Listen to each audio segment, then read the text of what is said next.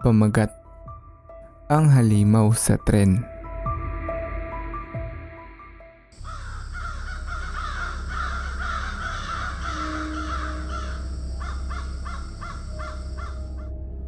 Gabi na at malamig nang maisipan kong dumaan muna sa isang karinderya upang bumili ng minudo at kanin para pag-uwi ay hindi na ako magluluto pa. Kakauwi ko lamang noong oras na iyon. Galing trabaho kaya medyo pagod at mainit ang ulo dahil na rin sa gutom. "Ito na po yung minudo," sabi ng tindera. At nang kukunin ko na ang minudo, ay may biglang lalaking sumagi sa akin. Malakas ang pagkakasagi sa akin, dahilan para mahulog at matapon ang binili kong minudo. Tiningnan ko ang lalaki at mukhang wala man lang itong pakialam. Para siyang aligagang gutom na gutom. Binubuksan niya ng mabilis ang lahat ng kalderong may lamang ulam na parang adik na may hinahanap. Sinigawan ko siya ng, "Hoy, bayaran mo to. Nakita mo nang natapon, hindi ka man lang humingi ng pasensya. Bayaran mo to," ang sabi ko. Tumingin siya sa akin at nakita kong nangingitim ang kanyang mata. Yung parang doble yung laki ng itim ng bilog ng kanyang mata kumpara sa ordinaryong tao.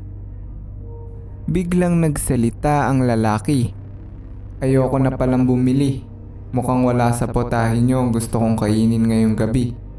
Sabay ngisi sa akin at umalis.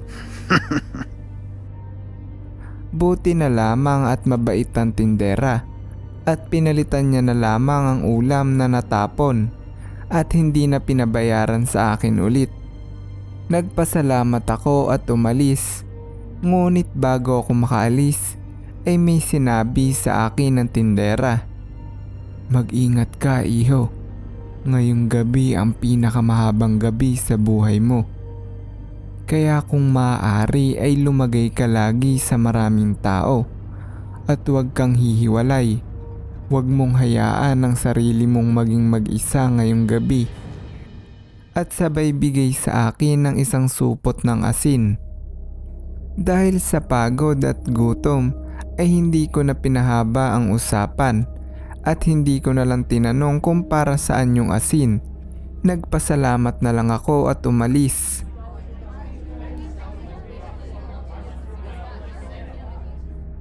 Ang tren sa aming probinsya ay hindi naman ganun karami ang mga taong sumasakay.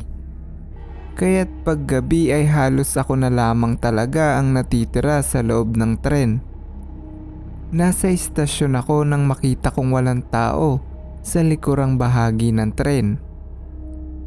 At doon, naalala ko ang sabi ng tindera na wag daw akong lalagay sa walang tao at laging sumama sa maraming tao.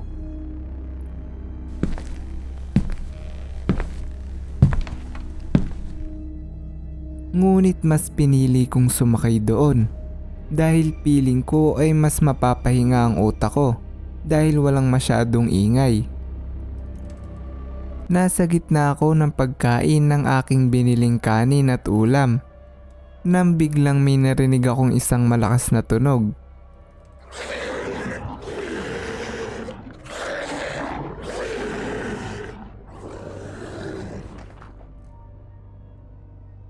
Nakakakilabot ang tunog nito na hindi ko pa naririnig sa buong buhay ko. Napansin ko rin na ang ilaw sa tren ay unti-unting nagpatay sindi, kasabay ng malakas na ungol kong narinig. Isang kakaibang takot ang sumapi sa aking puso at hindi ko maiwasang isipin ang mga kwento ng mga kababalaghan sa mga tren. At sa pagkabahala ay napilitan akong itigil ang aking pagkain at tumingin sa paligid. Pagtingin ko ay wala naman ako nakitang nakakapangilabot. Sa halip, nakita ko ang katahimikan na tila ba nagpapahiwatig ng isang panganib na malapit nang dumating. Sinubukan kong ikalma ang aking sarili at manatiling kalmado.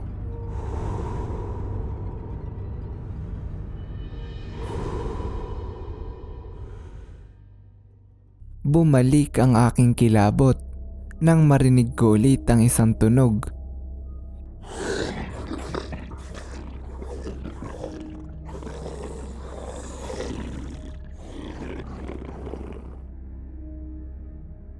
Iniisip ko kung anong klaseng hayop ang maaaring panggalingan ng tunog na iyon.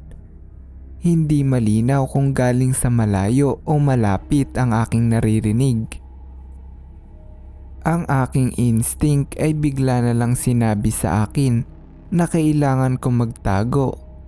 Kaya naman napakabilis kong nagtago sa aking upuan at sumilip sa bintana. Ang labas ng tren ay nagmistulang isang pahina mula sa kaharian ng kadiliman. Puno ng anino at dilim lamang ang nakita ko sa labas ng tren. Ngunit nangilabot ako nang makita ko ang isang anino na nangingibabaw sa lahat. Isang hugis ng tao na tila ba humahabol sa tren. Napakabilis nito na parang aso kung tumakbo, ngunit ang laki nito ay maikukumpara sa isang kalabaw. Pinapanalangin ko ng mga oras na iyon na huwag huminto ang tren. Sa kadahilan ng paghuminto ang tren ay paniguradong makakakyat sa aking kinaroroonan ng halimaw na iyon.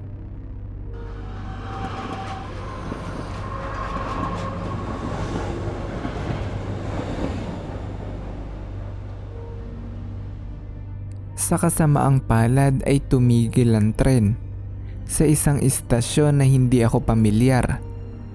Ang takot ay dumoble at ang aking mga paa ay parang naging bato, dahilan kung bakit hindi ako makakilos. Biglang bumukas ang pintuan ng tren at doon ko nakita ang pinaka nakakakilabot na nilalang na hindi ko pa nakikita sa buong buhay ko. Isang napakalaking aswang na may matatalas na ngipin ang pumasok sa loob ng tren kung saan ako ay nag-iisa.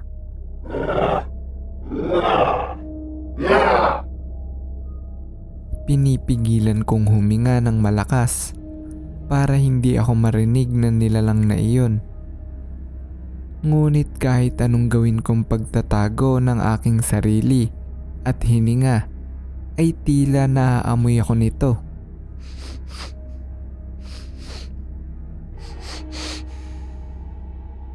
Nang malapit na sa akin ang nilalang na iyon, ay piling ko ay katapusan ko na.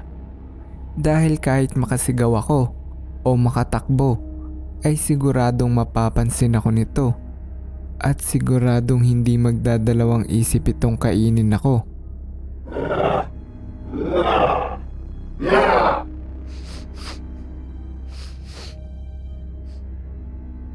Habang naiisip ko ang aking katapusan, ay naalala ko ang asin na binigay sa akin ng tindera. Naisip ko ng mga oras na iyon na may pag-asa pa pala ako. Kailangan ko lang itong masabuyan sa kanyang mata. Nang malapit na ang nilalang sa akin, ang kaba na aking nadarama ay hindi ko pa nararamdaman sa buong buhay ko. Iniisip ko na kapag hindi ko siya nasabuyan sa kanyang mata ay siguradong katapusan ko na.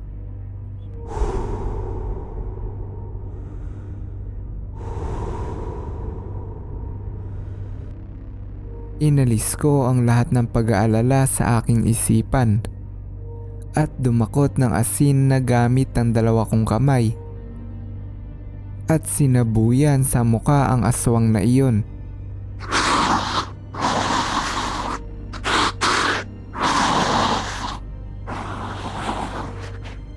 Sumigaw sa sakit ang aswang. Ang kanyang sigaw ngayon ay mas nakakatakot. Ngunit ngayon ay may pagkakataon na akong tumakbo dahil hindi magawang makakita at makagalaw ng halimaw na iyon. Agad akong lumabas ng pinto ng tren at tumakbo kahit hindi ko alam kung saan ako pupunta.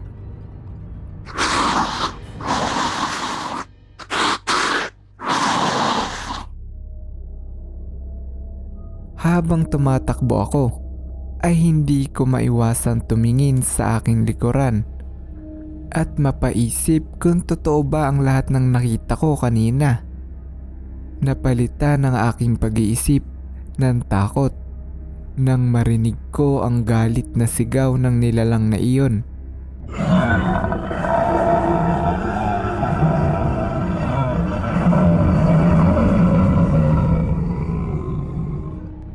At lalo ko pang binilisan ang aking takbo nang marinig ko sa malayo ang isang malaking bagay na humahawi sa mga damo at puno. Naiiyak na ako ng mga oras na iyon at biglang pumasok sa isipan ko ang mga mahal ko sa buhay at ang mga bagay na gusto ko pang gawin.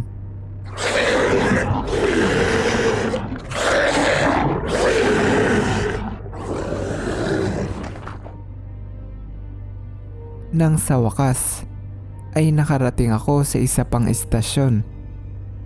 At doon ay nakita ko nang may mga tao sa loob ng bagon. Kaya nang magbukas ang pinto ng tren na iyon ay agad akong sumakay. Nang tumakbo na ang tren at tumulak palayo, doon lamang ako napanatag. Matapos ang ilang minuto, naramdaman kong nag-iiba na ang hangin. Ang nakakatakot na sigaw at pagkabahala ay unti-unting napalitan ng normal na ingay ng tren.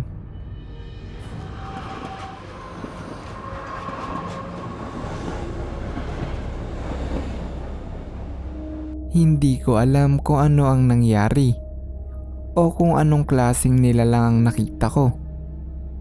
Ngunit isang bagay ang aking tiyak. Hindi ko makakalimutan ng takot na iyon. At hindi na ako sasakay pa sa bagon na walang pasahero. Bago po natin tapusin ang bidyong ito, ay gusto ko lang pong ipakilala sa inyo ang channel ko. Ang pangalan po ng ating channel ay Multo Moments. At kung nais mo rin maipalabas ang kwento mo sa channel na ito ay i-comment mo lang yan sa ibaba. Huwag lang po natin kakalimutan na iwasan po natin ang paggamit ng bad words at ng pag-spam ng comment. Isang comment lang po kada video ay okay na. Yun lang po, hanggang sa muli. Salamat.